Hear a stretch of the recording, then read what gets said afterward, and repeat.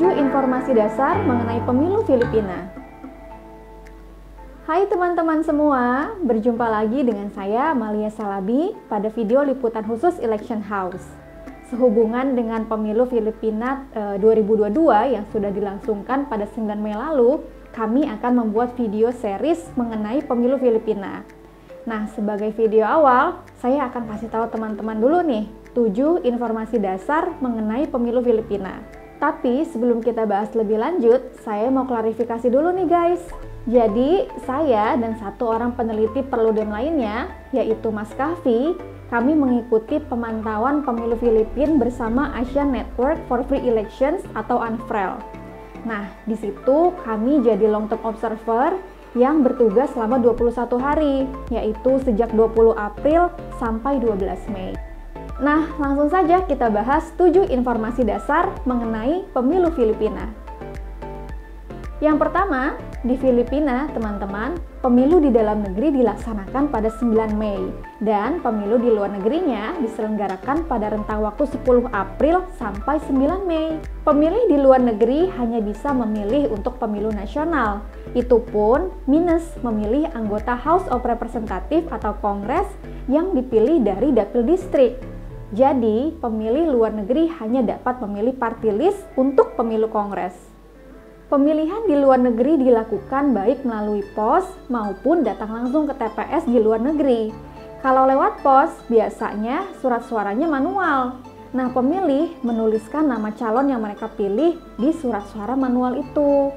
Sementara kalau datang langsung ke TPS, ada VCM atau Vote Counting Machine, sehingga surat suara pemilih pun merupakan surat suara khusus.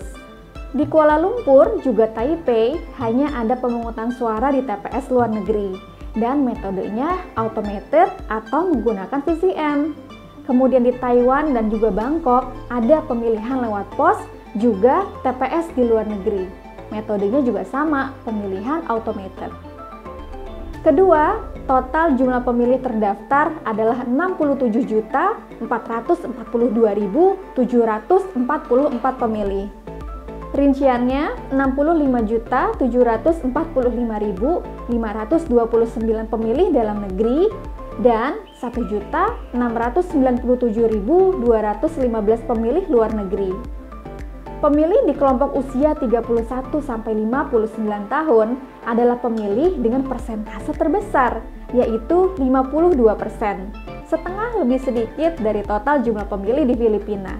Nah, berdasarkan data Rappler pada 19 Mei nih, dari 172 sertifikat hasil, masih ada 1 sertifikat lagi yang belum terkumpul.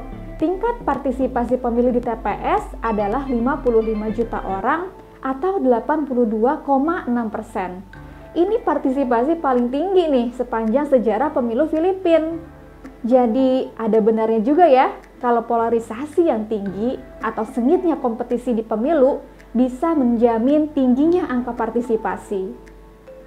Ketiga, surat suara pemilu Filipina sangat panjang. Ini foto surat suara pemilunya. Kolom paling atas adalah kolom pemilu presiden, lalu kolom wakil presiden. Sebagai informasi ya teman-teman, presiden dan wakil presiden dipilih secara terpisah, beda dengan Indonesia yang memilihnya dalam satu pasang. Kemudian, kolom ketiga adalah kolom pemilu senator, ada 64 calon senator. Lalu kolom calon anggota kongres dari dapil distrik. Di bawahnya lagi ada kolom pemilu lokal, mulai dari pemilihan gubernur sampai pemilihan anggota konselor. Kemudian, di bagian belakang surat suara ada daftar 178 party list untuk pemilihan kongres. Nah, party list ini dapilnya hanya satu ya teman-teman, yaitu dapil nasional. Keempat, ada beberapa fitur keamanan yang dipasang pada surat suara. Kenapa harus demikian? Karena Filipina menggunakan e-counting atau penghitungan suara secara elektronik, sehingga Comelec atau KPU Filipina merasa perlu memberikan pengamanan pada surat suara mereka. Supaya surat suara yang dibaca oleh VCM hanyalah surat suara yang sesuai dengan nomor pressing yang di-cover oleh suatu VCM. Ada timing marks yang hanya dapat dibaca oleh VCM, QR code, nama TPS, nomor pressing, tanda tangan ketua election board atau petugas TPS, dan ada juga UV security rahasia di bagian tengah surat suara. Kelima, ada banyak komponen dalam VCM yang digunakan. Berikut ini nih komponen dari VCM yang digunakan pada pemilu 2022. Pada mesin VCM ada ballot entry slot untuk memasukkan surat suara. Lalu ada LCD screen sebagai interaksi antar muka antara mesin dengan election board. Kemudian cast dan return button untuk tombol yes dan no, juga I button receptacle yang berfungsi untuk memverifikasi suatu tindakan. Selain juga ada passcode yang diberikan secara berbeda kepada masing-masing anggota election board sebagai fitur security tambahan. Lalu ada thermal paper compartment, tempat keluarnya VVPAT atau kertas audit yang berisi pilihan pemilih untuk semua jenis pemilihan.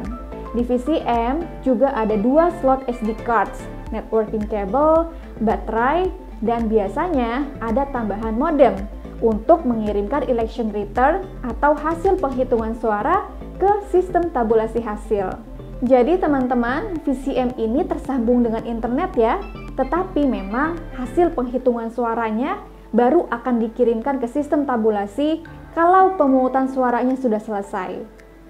Lalu di bagian bawah VCM ditempatkan ballot box untuk menampung surat suara yang sudah dihitung oleh VCM. Jadi kertas suaranya itu akan langsung jatuh ke dalam ballot box. Keenam, memberikan suara harus dengan pulpen khusus dari Comelec. Nah, ini dia nih teman-teman, pulpen khusus untuk menghitamkan bulatan di surat suara.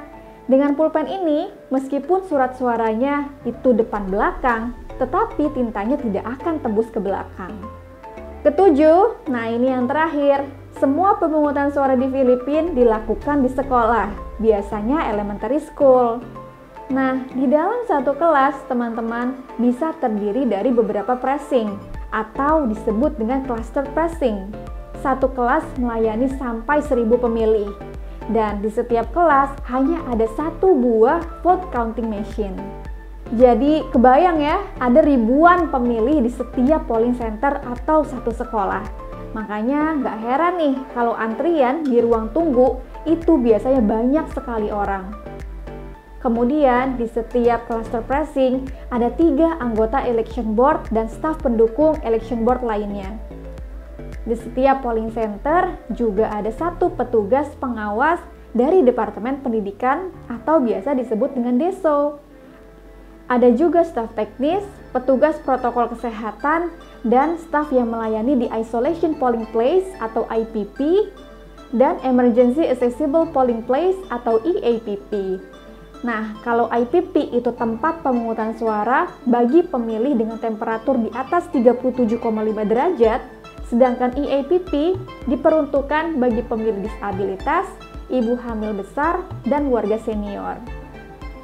Nah, itu dia 7 informasi dasar mengenai pemilu Filipina. Menurut kalian mana nih informasi yang paling menarik dan yang menurut kalian juga bisa diadopsi untuk negara kalian? Silakan komentar di bawah ya. Sampai jumpa di video selanjutnya, masih mengenai serba-serbi pemilu Filipina 2022. Ikuti terus channel ini, like, share, dan subscribe YouTube Rumah Pemilu agar kamu tidak ketinggalan video-video selanjutnya. See you next time!